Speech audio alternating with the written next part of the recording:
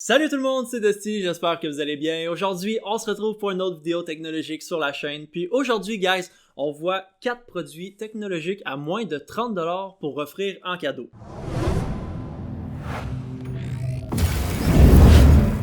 Donc afin de vous rendre la vidéo intéressante, j'ai essayé de choisir des produits qui sont pas énormément connus. Donc, en tant que tel, c'est sûr que peut-être que vous allez les connaître. Ce sont des produits qui sont pas énormément vendus, mais qui, au final, viennent vraiment intéressants là, pour ceux qui ont de petits budgets à offrir en cadeau. Si vous n'avez pas déjà vu ma dernière vidéo, n'hésitez pas à la voir, c'est juste ici. Puis sinon, pour vous abonner, c'est en dessous de la vidéo. Donc, pour le premier produit, il s'agit des écouteurs Sony MDR ZX110. C'est un peu compliqué à prononcer, mais ces écouteurs-là Sony, on peut les retrouver au prix de 30$ en magasin. Qu'est-ce qu'il y a de spécial avec ces écouteurs-là? C'est qu'ils vont être filaires, donc il va y avoir un fil qui va se rattacher sur chaque côté des écouteurs. Ensuite de ça, pour des haut-parleurs de 30 mm, on a quand même là, un son qui varie de 12 à 22 kHz, ce qui est quand même pas mal. Ce casque-là se branche sur à peu près n'importe quel appareil parce que c'est un fil auxiliaire 3.5 mm, donc que vous ayez un téléphone ou une tablette, ça fonctionne pour tout.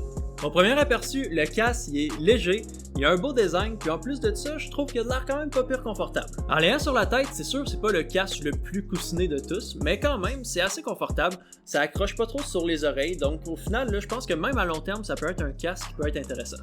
Maintenant, je teste le son avec ma playlist Spotify préférée, puis on est parti.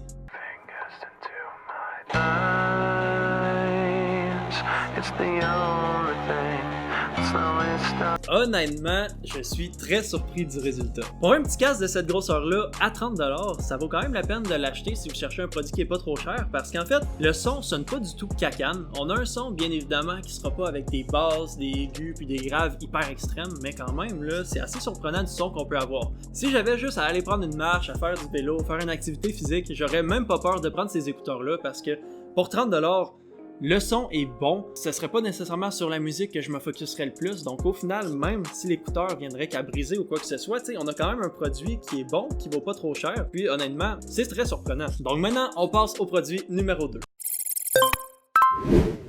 Pour le produit numéro 2, on a la lumière Philips HUA blanche. Donc cette lumière-là, en fait, comme vous voyez juste ici, il y a le logo Bluetooth. Donc en fait, on va pouvoir connecter la lumière en Bluetooth directement. Puis pour ça, quoi de mieux qu'une belle lampe de chevet? Donc la lumière est déjà ici, moi je m'en vais l'allumer, je la synchronise avec mon téléphone puis avec mes appareils Google, dont le petit Google Home que j'ai ici. Puis on se retrouve là pour le test avec la lumière. Donc pour l'instant, j'ai seulement associé la lumière là, avec l'application HUA de Philips. Puis cette application-là, en fait, me permet à distance de contrôler la lumière. Si je voudrais, je pourrais le configurer avec mon Google Home pour pouvoir là, vraiment le contrôler à distance seulement avec ma voix. Mais pour l'instant, pour faire le test, là, on peut voir qu'il y a 3 modes. Le principal va être lumineux, le deuxième va être veilleuse et le troisième sera atténué. Donc si je mets lumineux, vous voyez, ça éclaire énormément comme ça. Si je mets lumineuse, c'est seulement pour avoir une petite ambiance de fond, donc ça ressemble à ça ici. La lumière descend automatiquement, j'ai rien besoin de toucher. Puis ensuite de ça, je peux mettre atténué, qui là va venir un petit peu plus que veilleuse, mais quand même, on la verra pas énormément la différence. Puis si je veux carrément contrôler moi-même l'intensité de la lumière, je peux facilement le faire en le montant manuellement ou en le descendant. Pour la petite somme de 20$, ce produit-là peut devenir vraiment intéressant si les personnes sont du style high-tech. Maintenant, produit numéro 3. Pour ce qui est du troisième appareil, on a le Casa Smart de TP-Link. Donc ce produit-là, en fait, qu'est-ce que c'est? C'est seulement une petite prise murale qu'on va additionner, puis ce que ça va faire, c'est qu'on va pouvoir le connecter directement via Bluetooth avec notre téléphone ou avec un appareil compatible style Google ou Alexa.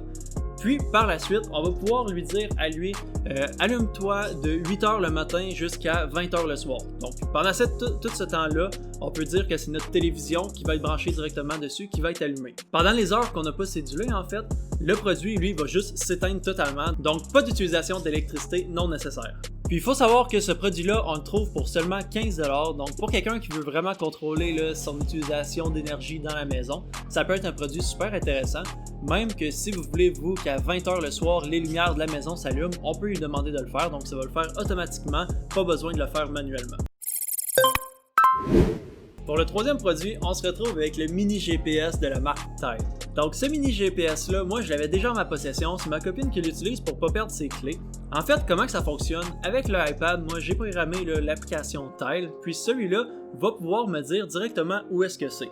Donc si un jour j'arrive à perdre mes clés, Avec le tile, j'ai seulement à cliquer sur rechercher, puis le produit, là, lorsqu'on clique rechercher, se met à sonner. Donc c'est aussi simple que ça, on le détecte via le son, puis si on sait vraiment pas où est-ce qu'il est, puis on l'entend pas quand même, ce qu'on peut faire, c'est tout simplement d'aller dans historique de localisation avec l'appareil, puis on va pouvoir voir là, dans un rayon de 500 mètres environ où est-ce qu'il a été vu la dernière fois.